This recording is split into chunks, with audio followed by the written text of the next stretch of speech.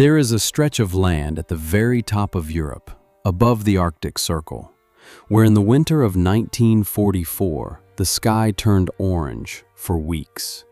Not from the northern lights, from fire. Entire towns were burning at the same time, one after another, along hundreds of kilometers of coastline.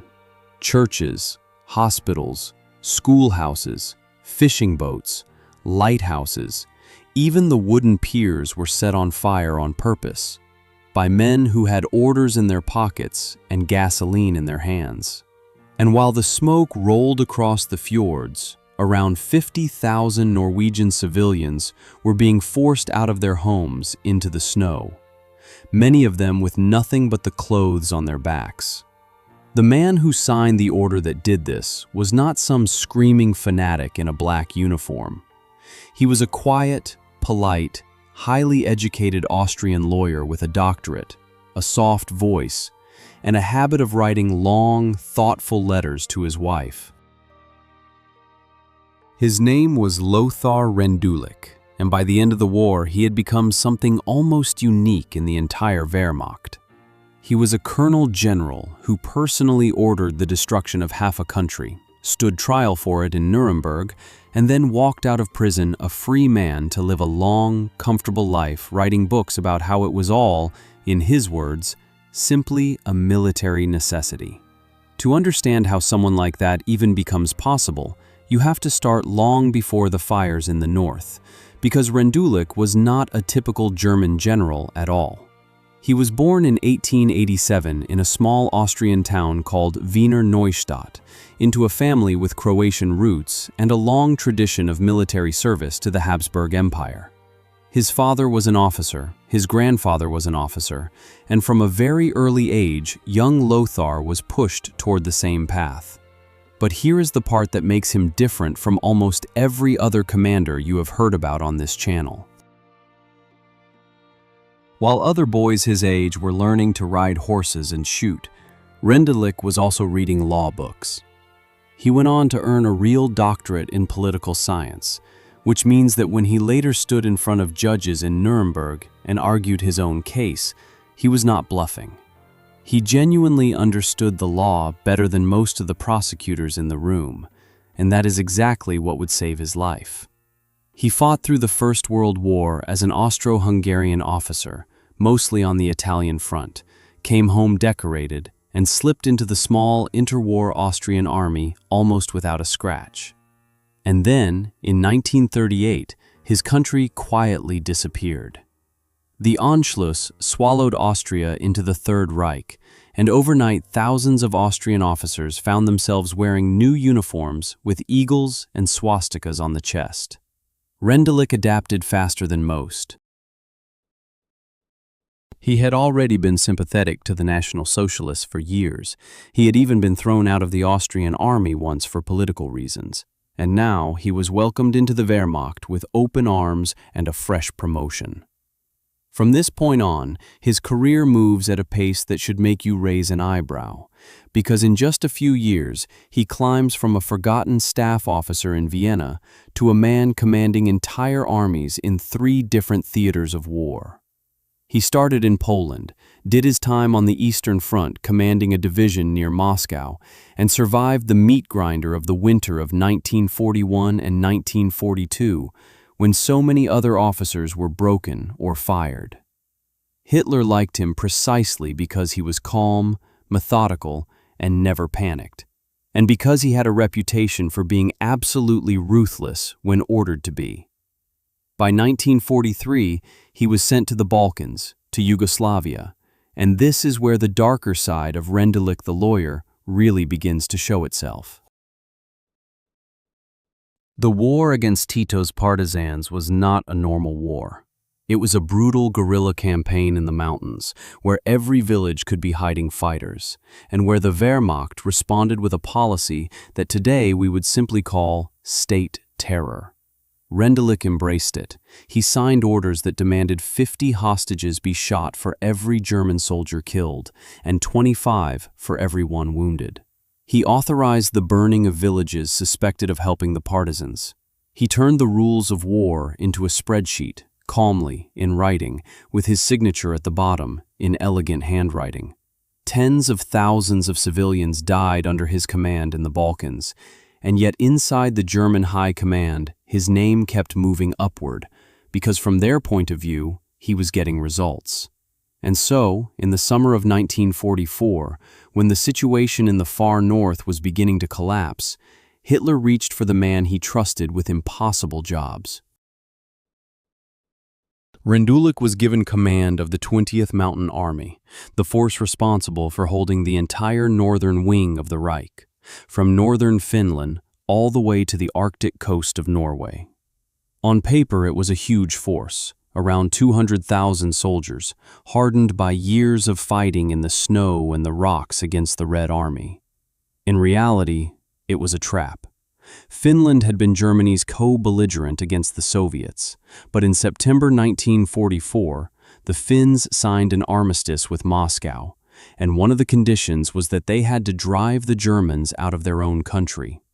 Overnight, Rendulic's army went from being a guest in Finland to being an enemy, surrounded on all sides, with the Red Army pushing from the east and the Finns pushing from the south. The only way out was north and west, through the wilderness, into Norway, and then along a single thin road down the coast toward the Reich. And it was already getting cold.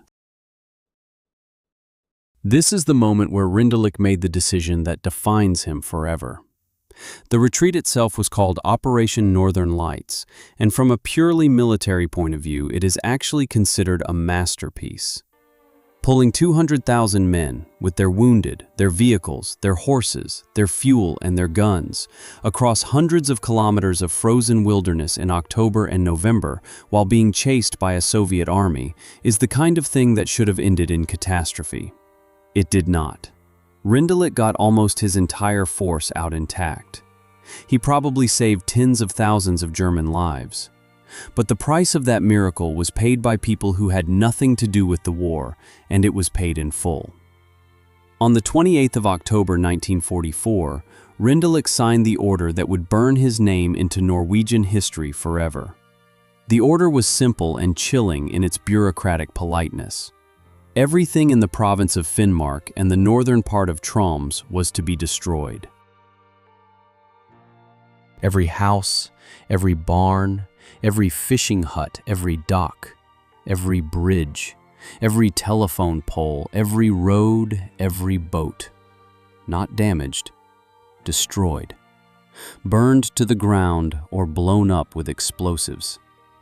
And the entire civilian population, every man, woman, child, and elderly person, around 50,000 human beings, was to be forcibly evacuated south, away from the advancing Soviets. The official reason given was that the Red Army should find absolutely nothing useful when it arrived. No shelter, no food, no transport, no people who could be questioned. A scorched, empty, frozen desert all the way to the horizon. What followed was something the Norwegians still talk about in their families today, 3 generations later. German engineer units, sometimes accompanied by SS troops, moved from village to village with cans of petrol and bundles of dynamite. They would arrive in the morning, give the people a few hours to pack one suitcase, push them onto trucks or boats heading south, and then set their homes on fire behind them. Towns that had stood for hundreds of years, built of timber, with painted wooden churches and small harbors, were reduced to chimneys sticking out of the snow. The town of Hammerfest, one of the oldest in the north, was wiped out completely. Out of all of its buildings, exactly one was left standing. A small chapel in the cemetery. Kirkenes was leveled. Vadsø, Vardø, Honningsvåg. Dozens of smaller fishing villages with names that most of the world has never heard. All gone. In total, around 11,000 homes were destroyed, along with hundreds of schools, churches, hospitals, factories, lighthouses, and bridges. About a third of all the buildings in the entire region simply ceased to exist. And then there were the people who refused to leave. Because not everyone got onto the trucks. This is a part of the story that you really need to hear, because it tells you what kind of choice the civilians were actually facing. Thousands of Norwegians, especially the Sami reindeer herders and old fishermen who had lived in those fjords their entire lives, decided that they would rather die in their own land than be deported south into the unknown. They ran into the mountains. They dug into caves. They built shelters out of turf and stone in the middle of nowhere, and they hid there, sometimes whole families, for months, through one of the coldest Arctic winters in living memory, with the temperature dropping to -40. They lived on dried fish, on reindeer meat, on whatever they could scrape out of the frozen ground. Children were born in those caves, old people died in them, and above their heads, German patrols moved through the burning landscape, with orders to shoot anyone they found who had refused to evacuate. It is one of the most surreal and heartbreaking chapters of the entire Second World War, and almost nobody outside Norway knows about it.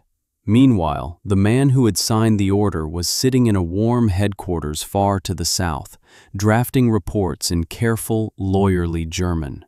He wrote that the destruction was regrettable but necessary, that the Soviets must be denied any base of operations, that the civilian evacuation was being carried out, in his words, in an orderly and humane manner.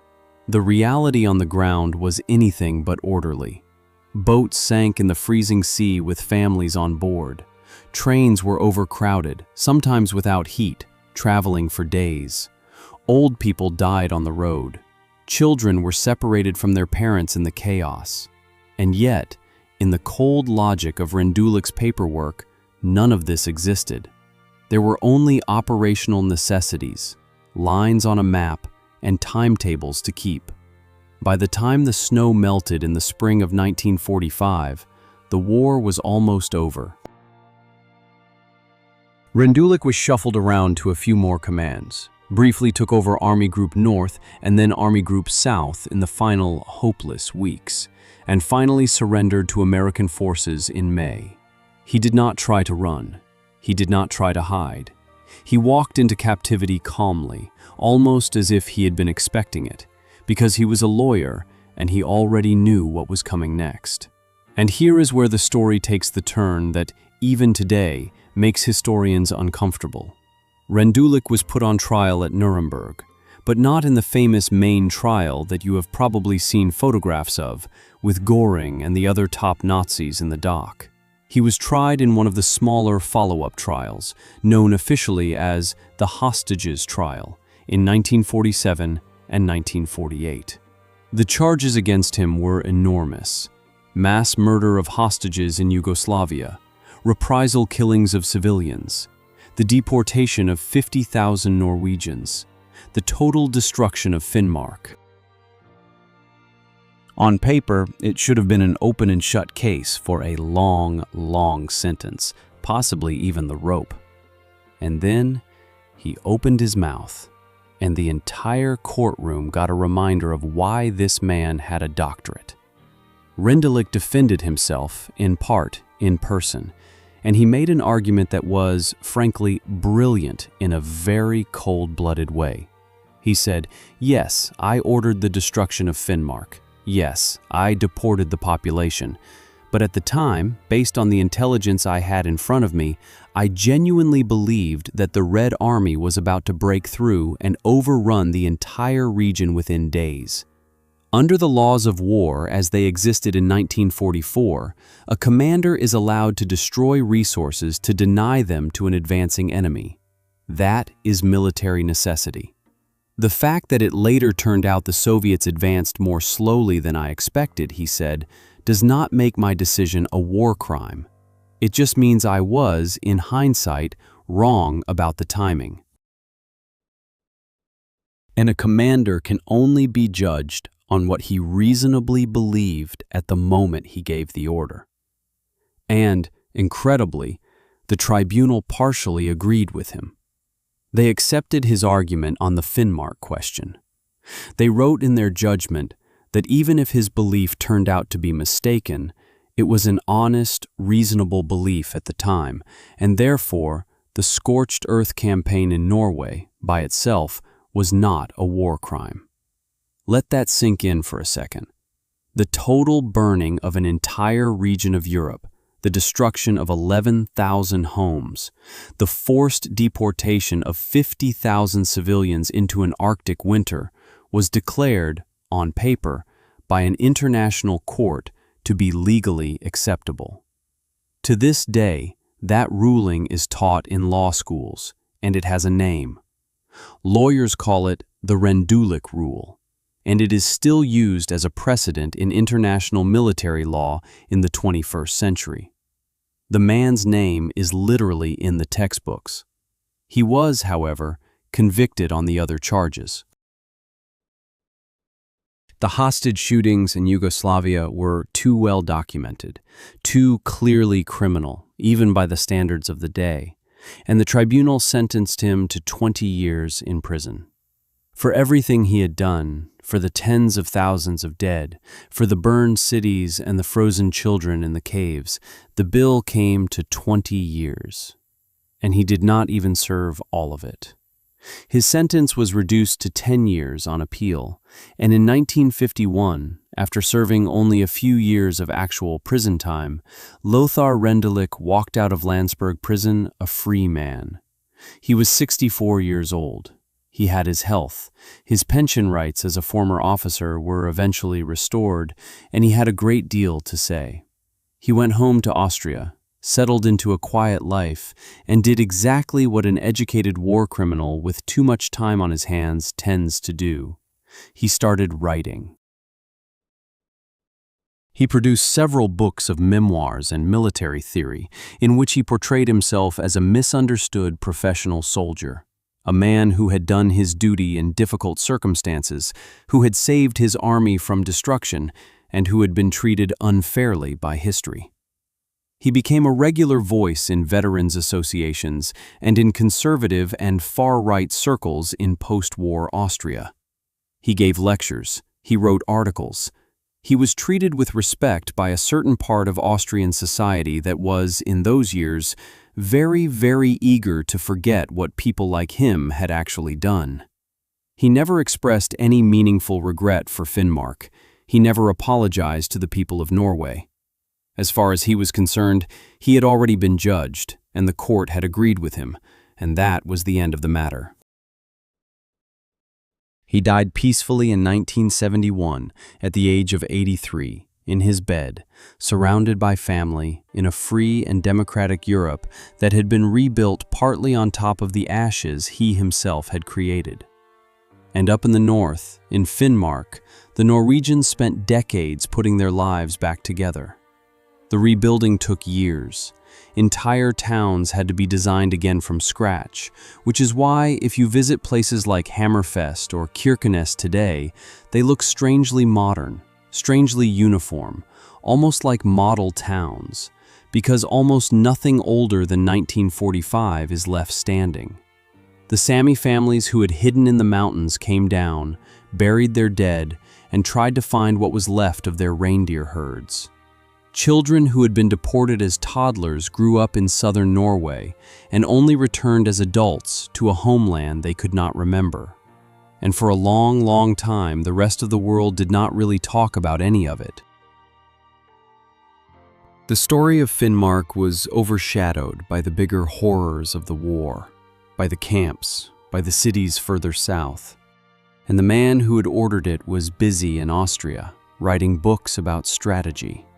This is what makes the case of Lothar Rendulic so quietly disturbing and so important to understand. He was not a monster in the cartoon sense. He did not foam at the mouth. He did not give long, screaming speeches about race and destiny. He was polite. He was educated. He loved classical music. He wrote tender letters to his wife. He prayed in church on Sundays.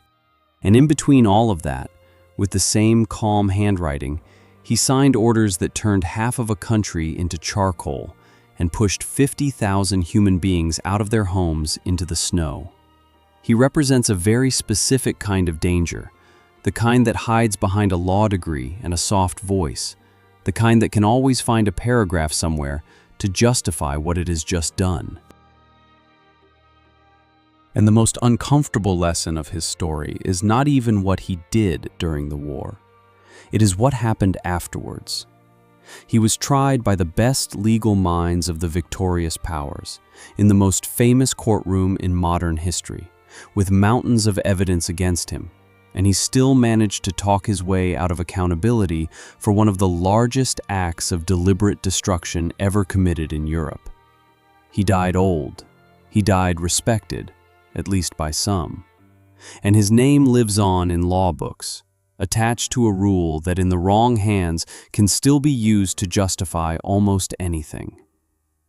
If you have made it this far, you understand now why this story matters and why it deserves to be told properly, with all of its details, even the ones that are hard to listen to. The people of Finnmark deserve to be remembered. The Sami families in their caves deserve to be remembered. The fishermen who watched their boats burn deserve to be remembered. And the man who gave the order deserves to be remembered too. Not as a tragic professional soldier, the way he tried to paint himself in his memoirs, but as exactly what he was, a highly intelligent, highly educated man who chose, again and again, with a clear head and a steady hand, to do terrible things, and who then used his intelligence one more time to make sure he would never truly pay for them. Thank you for staying with this story until the end. If it moved you, if it taught you something you did not know before, please consider subscribing to the channel, because there are many more of these forgotten men in the upper ranks of the Wehrmacht whose stories have been quietly buried under the bigger names. And one by one, we are going to bring every single one of them back into the light.